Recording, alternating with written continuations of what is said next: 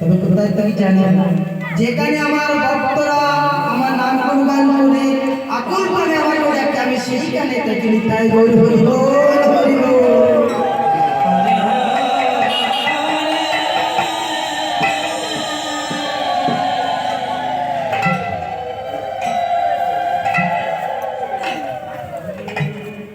আবার বলছে, এই জড়জগতে আমি সবকিছু সইতে পারি, কিন্তু এই দুপুটা নয়নের বাড়ি আমি সইতে পারি না।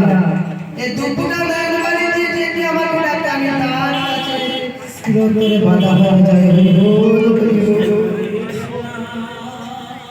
নারদ মুনি বলবেন, ও প্রভু, কি নামে ডাকলে তোমাকে পাওয়া যায়, কিভাবে পূজা করলে তোমাকে পাওয়া যায়?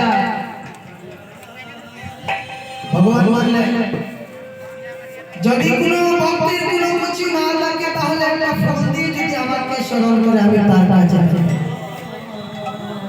নারদ মুনি আবার বললেন, ও প্রভু, সেই ভক্তের যদি ফুল না থাকে, তাহলে কি তোমাকে পাবে না? ভগবান বলছেন, কেন পাবে না?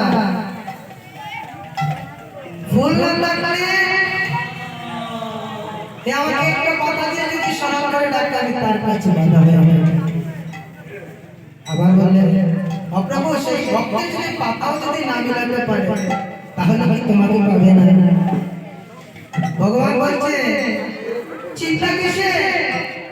আমি প্রতিটি জীবের দ্বারে দ্বারে দিয়ে দিয়েছি দুটো নদী, এই যে গঙ্গা যমুনা। এই গঙ্গা যমুনা বৈষ্ণব করেছে আমাকে ডাকে, আমি সদা সর্বক্ষণ তার হয়ে যাই। তাই গৌর হরি বল।